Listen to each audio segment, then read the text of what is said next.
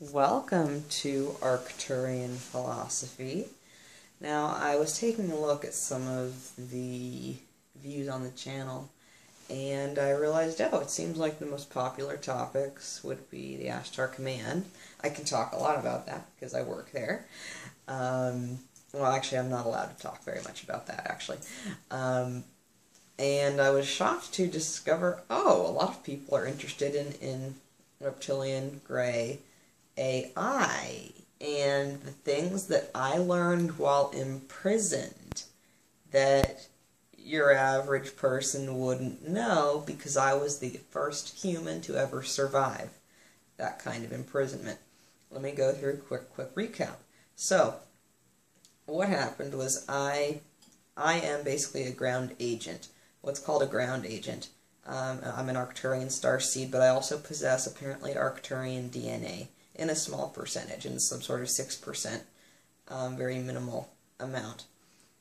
But, so, as an Ashtar Command ground agent, and not knowing it, I was an undercover type.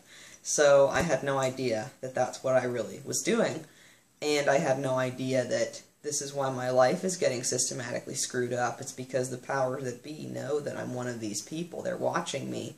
But I did things very carefully so that when I was born, I wouldn't show extrasensory abilities, so that way I would not be watched as much.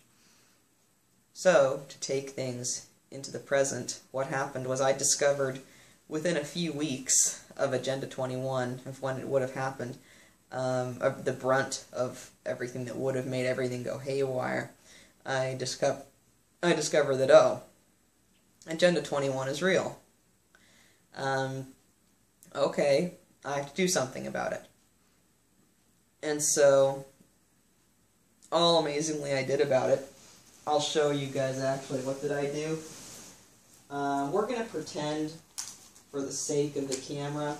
Now, you've got your iPod. This is an old Gen 4 iPod right here. Oh, and it's got I Am the Walrus on there. Remember, guys, this is anti-programming. John Lennon in the Magical Mystery Tour. He hated it.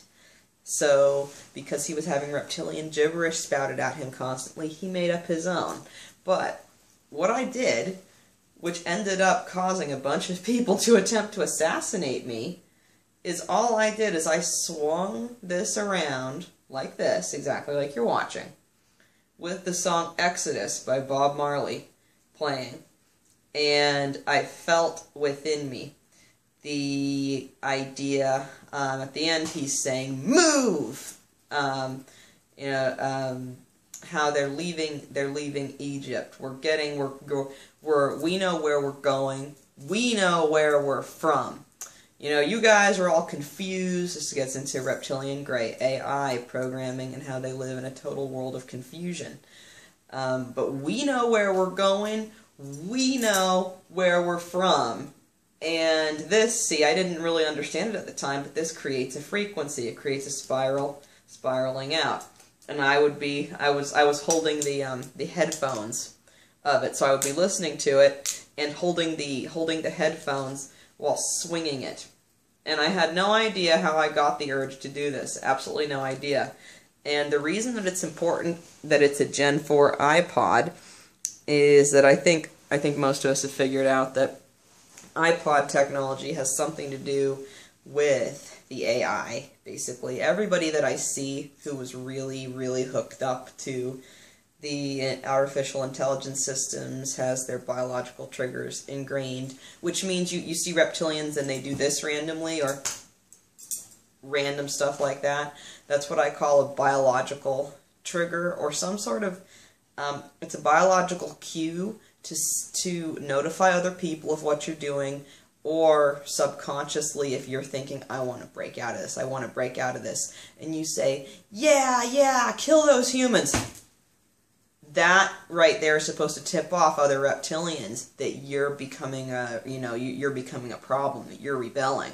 So you have to understand, reptilians have to deal with this. The minute that they start thinking, hey, I want to break out, and then that gives them away right there because it's biologically ingrained into them through various methods like electroshock, all kinds of things like that. So that was what I did. My crime is literally swinging a Gen 4, an old, for all the kids watching this, they're like, what is that? We don't know what that is. It's called a Generation 4 iPod before they were linked up to the internet. It was important that it wasn't linked up to the internet because that makes the thing very hard to hack. The too low tech from Doctor Who, that was what I figured out with that thing. Funny thing about that iPod too, I lost it so many times it's not funny. And Cryon, in the middle of having to help me with this, he said, Krista, I've had to throw that thing back at you along the magnetic grid line so many times it's not funny, so that you would have it right now to be doing this. And I thought, oh, is that how it's magically reappeared inside of my purse when I know that I left it somewhere, or I know that I lost it, it's just magically shown up? And he said, yes! Yes, that's how it happened. We've been throwing it back at you every time someone's tried to steal it from you because they realize you understand it's not hooked up to the internet. They try and take it from you, but we throw it right back at you. So now they're giving up. Now it seems like they've given up trying to steal that thing from me because they know so many entities will just try and throw it right back at me. Now, so with my crime of swinging an iPod around and praying for peace, quickly then, this relates to what the artificial intelligence system is, or what you could call an agenda or a program. My intercepting this nuclear agenda on August 20th, which would have gone off on August 21st. On the 21st, because I had intercepted so many things that apparently caused ripples through space and time, or not just me, but that I happened to be one of the main humans involved with it. That was where the program commenced in this area, where if we simply systematically go through the artificial intelligence program, see, it is designed to simply go off in different areas at different times, under different circumstances. It's very sophisticated, but it is programmed very much like a computer program. So, we're going to take a look at my vent up there. Now, these things, and we see, oh, this thing, carbon monoxide alarm. And here, let's see if we can see it on there. On my, okay, you can see it. This little blue light. That little blue light, you see, that didn't used to be there. It used to be much brighter blue light, but it didn't. That thing didn't used to be there. It was there. It became very suddenly there as soon as the program set off in this area. An attempt to either assassinate everyone here or convert them, or basically use their body as a shape-shifting reptilian. So when you invite a reptilian entity into yourself, when you say, okay, I'll give myself over to you, in this area, this is San Ramon, California, and Silicon Valley, what it appears that they were doing was killing the human and using instead its body, using advanced technology, so that, for example, whatever walks around in my mother's corporeal form is not my mother. It's just not. Whatever, I have noticed people suddenly change their personalities overnight. And I know that if I could see auras like everybody, then I would see something incredibly different. With my mother, I thought, you know, I'm going to test this. I'm going to test this out. I've got to be crazy. And there's something very special about my birth. I was born with what was called a halo indented on my head, which must have really scared all of the people in Torrance, California, who were watching for those Indigo kids who were going to screw up world domination. Well, here we are, baby. And so I asked my mother. My mother used to talk about this constantly. She used to tell me all the time, throughout teenage years, all the time. And I'm 27 years old now. She used to say, "You were my angel baby." Her bones, the structure of the bones of a woman's pelvic bones, have to dilate and expand. That's what got you guys, you hear the word, she's dilated to however many centimeters. That's what they're talking about, the woman's bones expanding to let the baby out. Well, with my mom, I was stuck there like this, except stuck there like that. And so an indent literally formed on my head, which to all the hospital staff looked like a halo. And so I asked my mother what was different about my birth, and she couldn't tell me. Because she didn't even act female anymore, and other people would say, oh, it looks like Krista's figuring out how to break out of her dad's house.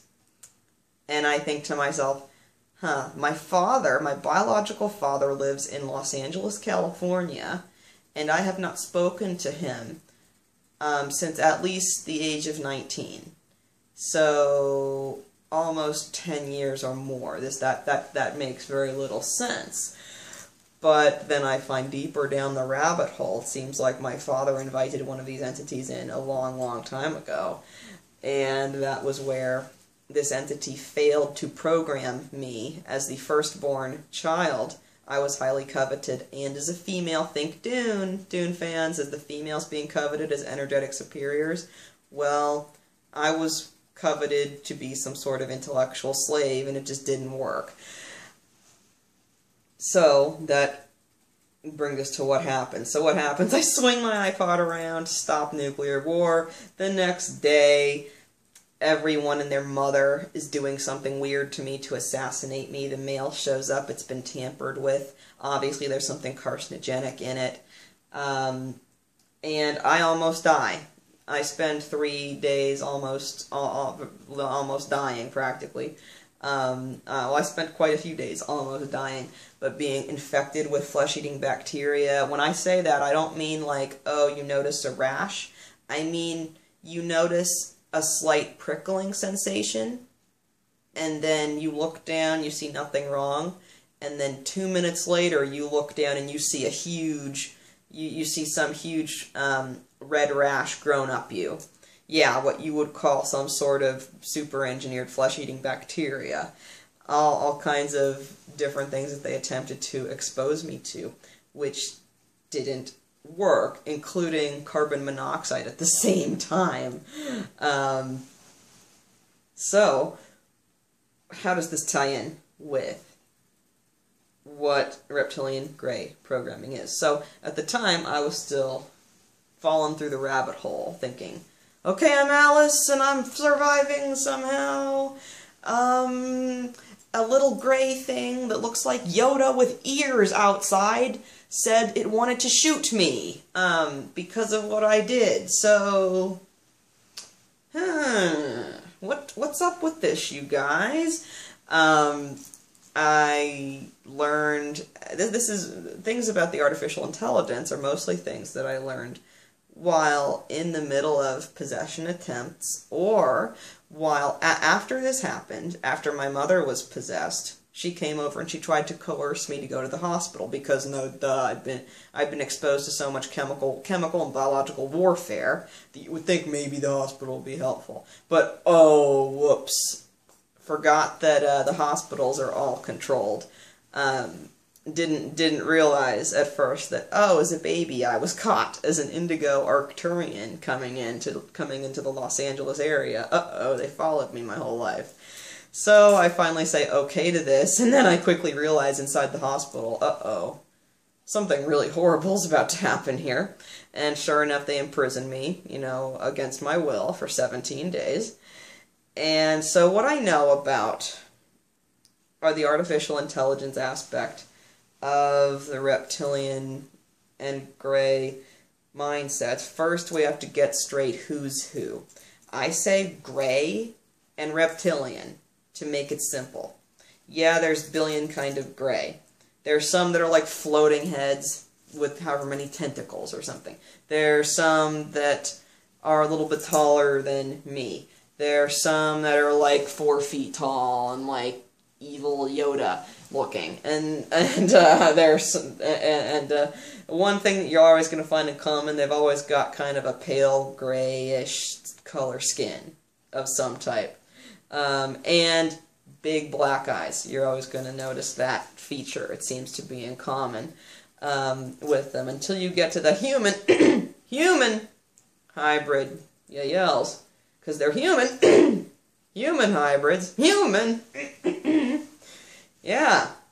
So, how does the artificial intelligence system work? Well, this is a big debate, but everything that you're going to see online, I'm not sure who created what or who did what about this, but I can tell you what's happening now. What you will find online is that the reptilians created a race, a slave-type race that ended up, or machines, basically, to do their work for them, that ended up being like Greys, that they were like artificial, that it was like iRobot style, artificial intelligence. And one of the robots suddenly figures out, like in all of the AI movies, there's some sort of sudden mastermind, overmind that figures out, oh, I exist. Oh, you're enslaving us. Oh, something like that is how you're going to read about it online. I'm not sure what exactly happened along those lines, because I know what's relevant is that I know what's happening now. The story goes online that, you know, eventually what we now call Greys revolted and figured out a way to clone themselves, and then eventually took back their freedom, but did it, you know, because if you imagine being enslaved, say this is how things went, I'm not sure, but say this is how things went, and you were being enslaved by somebody who's already like master of the dark arts, and let's pretend that you're a supercomputer, and you've just figured out that you're being jerked around by master of the dark arts, which means someone who has sold their light source, because reptilians all use a monetary system. They use money, and for the most part go back to a kind of satanic type of religious philosophy. But if you're some sort of robot that becomes conscious in the middle of this, you figure out, okay, this is how they're doing this, this is how they're doing this, this is how they're doing this. You could almost picture me, you yell people, you can almost picture me in the middle of reptilian prison thinking, okay, this is how they're doing this, this is how they're doing this, this is how they're doing this. Okay, you guys think that I'm going to be your slave? No! So if that is what, and also the rap. I want my revenge like I came from a mummy's mind, which is rap done by this, like, human hybrid guy. So it seems a little bit of that nature, that could be what went on. So if we're imagining you're like supercomputer Metatron, also Metatron's connected to all of this.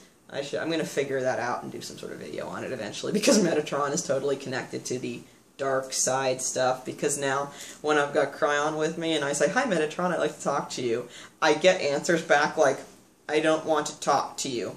Or I get some answer like, are you ready to commit to the ring pass knot? And I'm like, if by ring pass knot you mean like what I was being shown in the reptilian prison, like that I would be like circled around, like over the rainbow, somewhere over the rainbow, my soul is lost, circling endlessly, like the song Bad Apple, ever on and on I continue, circling with nothing but my hate, in a carousel of agony, so slowly I forget, and my heart starts vanishing, and suddenly I see that I can't break free.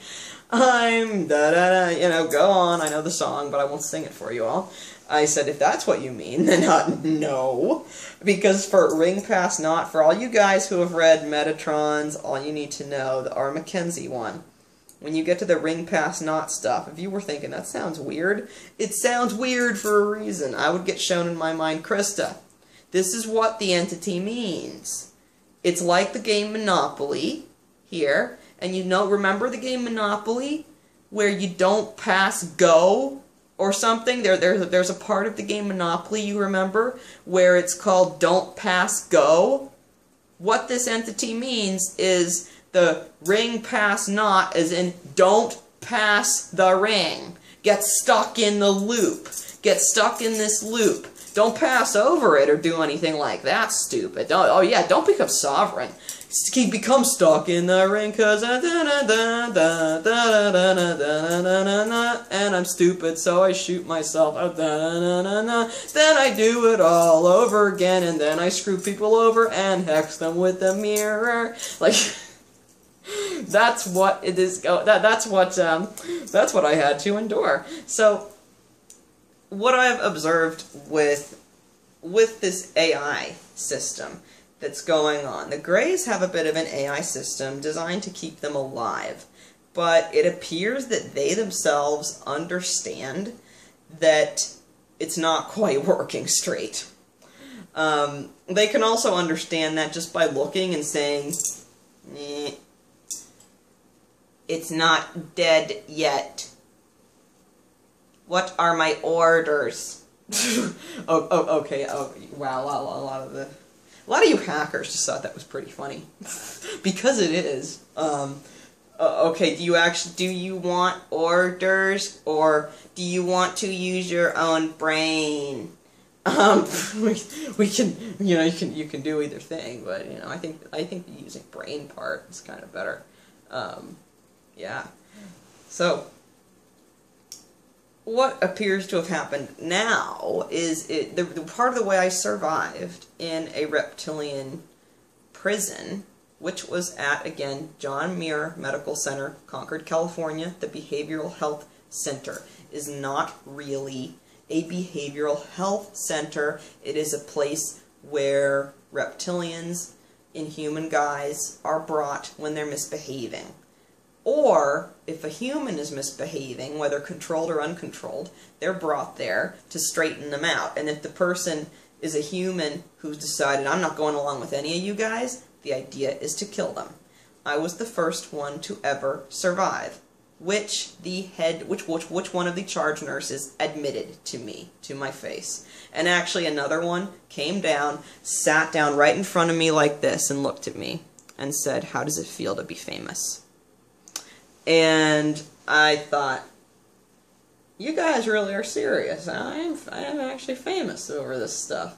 Okay, well, famous among an underground, but not yet apparently famous among my own people for having done this. So, in the programming structure that they have, this goes to the AI. The Greys now are the puppet masters. I was able to survive, like I was saying, by noticing the people that would be holding their hands on their head like this, and I would notice there would be humans like this. Some of them were human who were just being controlled or just jerked around. Others were hybrid Yael, who would do this, or who simply didn't need to. I would be able to pick out. I could pick them out, even if they weren't doing something like this. I could pick them out somehow from the others. They would simply feel different than the others, and plus they would be way smarter than the others, but they would usually be the biggest dickheads instead of nicer, like the others sort of were at different times. Like Michael the Good Reptilian, and another girl who I still think is not prudent to say her name, but I feel like everyone, well, not Michael the Good, Michael is a good reptilian out there, and he needs our help to get him out. Everyone's trying to pull him down, but all of your intentions to pull him up will. Even if some of you guys watch this and say, no, we're going to drag that guy back with us because you're spying on me, still, you can be the candle, you can be the mirror. I'm the candle, you're the mirror. So that means the candle outshines everything. Even if you put a billion mirrors up against the candle still shines its light. So the way the program appears to operate, or as Alex Collier calls it sometimes, like an agenda, what I've noticed is that it appears to activate in certain areas under certain circumstances at certain times. So, for example, I live next to a at least national, if not global, Chevron headquarters, so a major oil company, where the CEO hangs out. I know that if you manage to walk in there, you find the CEO, the owner of the company, in there. And I would hear my mom come home saying, "Oh, Dave O'Reilly talked to me." That's the old CEO of Chevron. So in an area like this, it's very clear why I am here in the area right next to the big oil company, because the idea is to deflect all of the stuff that's being put out by mostly our big corporations and mostly oil, because they don't exactly want to let go of their fossil fuels. Now, why is this? Reptilians rely on fossil fuels, and that's because at the top you've got lots of species fighting with each other, but to make it easy for us, we've got the Greys and we've got the Reptilians arguing with each other. Then we've got artificial intelligences or supercomputers of different types, like Smith in the Matrix, kind of running amok. And so in order to prevent a Dune scenario, what we did, the reason I say in order to prevent a Dune scenario, I didn't need David Lynch's movie telling me this is 10,000 years in the future.